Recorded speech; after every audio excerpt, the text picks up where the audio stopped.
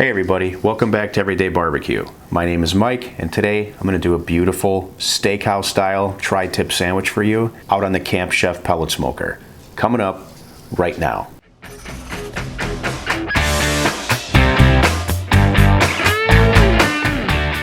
Okay, we're gonna get started with this recipe in just a minute. I first want to acknowledge something that happened this past week. We were recognized as Creator on the Rise. That's right, our YouTube channel was recognized by YouTube as Creator on the Rise. Brought a lot of new subscribers, a lot of new viewers.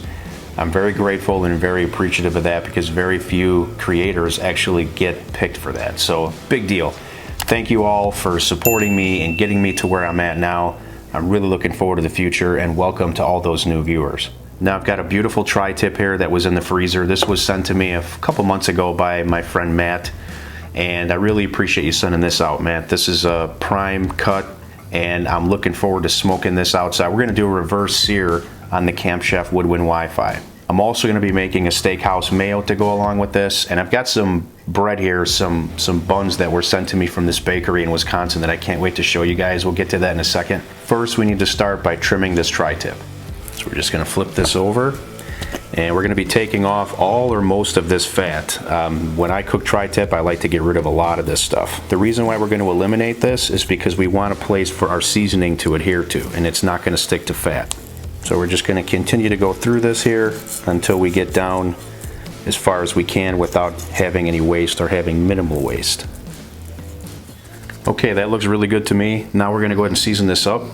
So I'm starting with some of my favorite beef seasoning here that a friend of mine, Joe, sent me.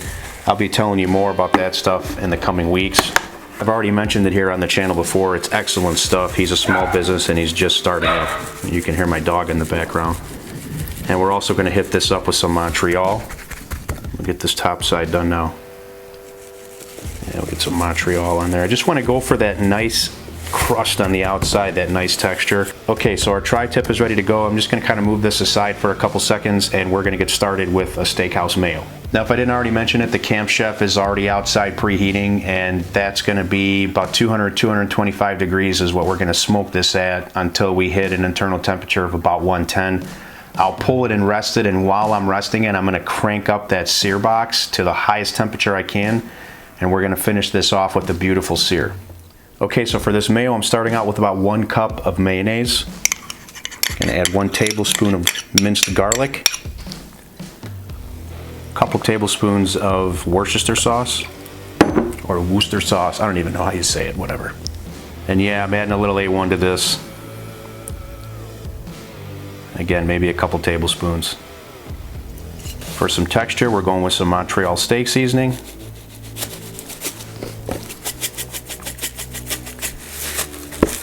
Call that about 2 teaspoons.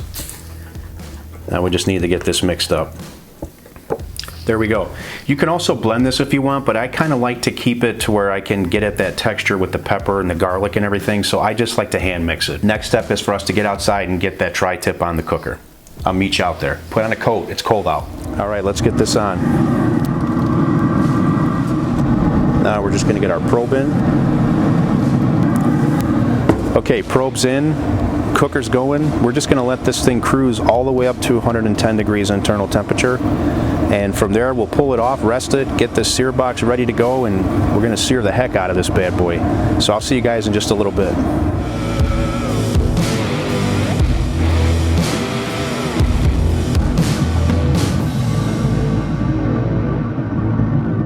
We just hit 110, and I did open this a minute ago, and I checked sort of back in this area, and there's still a couple degrees to go back there to hit 110, so I'm going to let this go probably another 2 to 3 minutes, and I've already got the sear box lit, but I will let this rest for just a couple minutes before we actually start the sear process. But as you can see, we got a beautiful red color here. It's taken on some good smoke, and I really can't wait to sear it. So for now, we're just going to get this closed, give it about 2 more minutes, let it rest about another 2, 3, 4 minutes, and then we'll sear. Okay, it's time to pull this and let it rest for a couple minutes.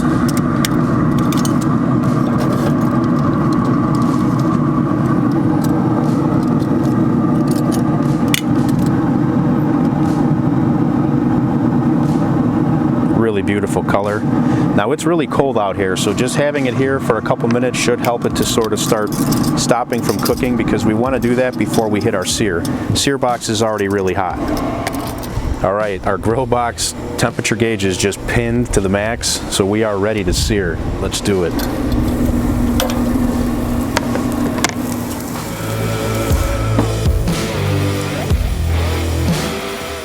All right, it's been about a minute and a half. It smells so beautiful out here. Let's give this a quick rotate.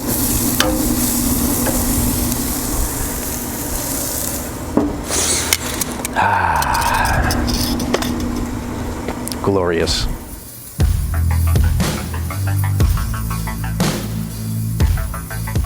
Okay, it's time to flip. Look at those beautiful marks. That sear is just unbelievably good. So I get this question all the time about pellet grills and why I like the Camp Chef. This searing capability, this is one of the biggest reasons for it. Having this attachment with the sidekick in the grill box or the sear box attachment that they sell, you get the benefit of that beautiful smoke flavor from the grill and a crazy good sear on that grill box. So for those of you that always ask me about it, this is really one of the key reasons why I love this grill. Not to mention I've never had any malfunctions with any Camp Chef products. So just a little plug for them. I'm not being paid to say it, but I get questions all the time about it, so I want to let you know. Rotate it one more time.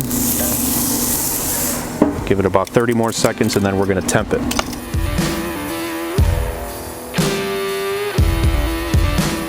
All right, let's give it another turn. Okay, so I'm at about 125 in the dead center. I want to run this to about 128, 130, and then I'm going to pull it off. So I'm just going to give it another minute or two, and then we'll be ready to pull it. Okay, I just broke 129. So it is ready to be pulled. And we're just going to let this rest for about 10 minutes before we carve into it. I'll see you guys inside.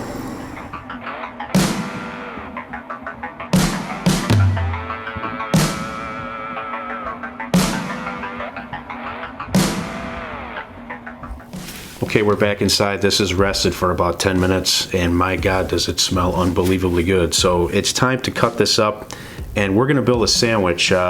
One thing I wanted to mention to you, so this company up in Appleton, Wisconsin, named Quaker Bakery Brands, I believe it's Quaker Bakery Brands. I'll put a link down in the description. Anyway, my guy Jeff over there reached out to me about a week ago and offered to send some bread products to the show. And you know, I get a lot of people that want to send things out, so I did accept it, but I told him, I said, if it's good, I'll mention it on video. If not, then, you know, I won't. But he sent some stuff out, and we were so impressed with it that my wife and daughter actually wanted me to email him that night and tell him how impressed we were with it. So he sent me some of these onion buns here, which they're so good I can't even begin to tell you, and these brioche buns and a bunch of other stuff. So this is all top-notch stuff. So if you guys want to go to their website and check it out, go ahead. If you want, you don't have to, and I'm not being paid to tell you this. They're a veteran-owned company, and I support veteran-owned companies when they make good products. So please go check it out if you want. I'll have a link down in the description. So that's what we're going to do, is we're going to take one of these brioche buns that I've picked here, and we're going to cut this up, and we're going to build a nice sandwich. Now with tri-tip, you can see that the grain runs two different ways. On this side, it's running this way. On this side, it's running this way. So we're gonna make a cut right about here in the middle, and we're gonna be slicing it two different ways because you wanna cut against the grain. Plus, I like that cut. That's our money cut right there.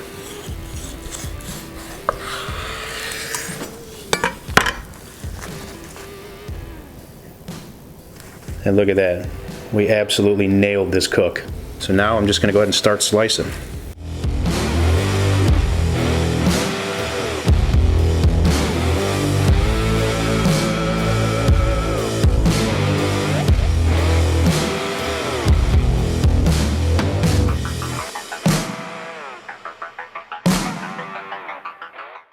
Okay, now we're going to go across the grain on this side. And as you know, with tri-tip, it's always going to be a little bit more done towards the edges.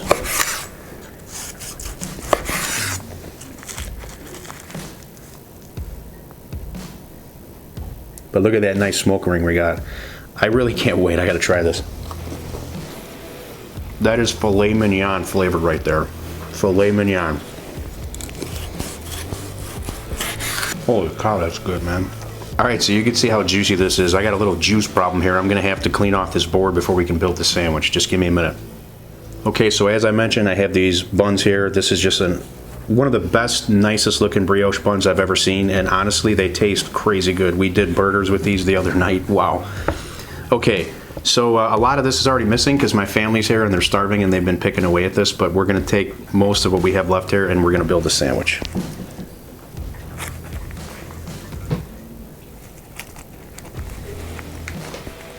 I'm gonna pile it real high here. That looks good to me.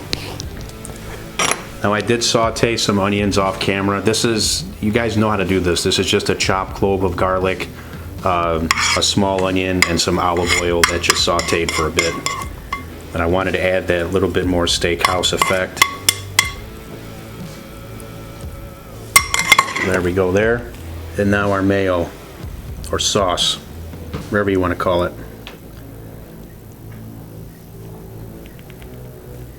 Man, that smells good.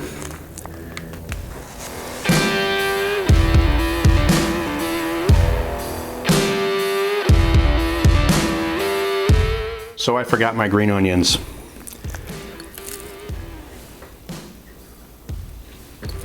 I wanted that snap and that crisp bite from these. There we go. Now I got them. All right, nothing left to do but to cut this open and give it a try.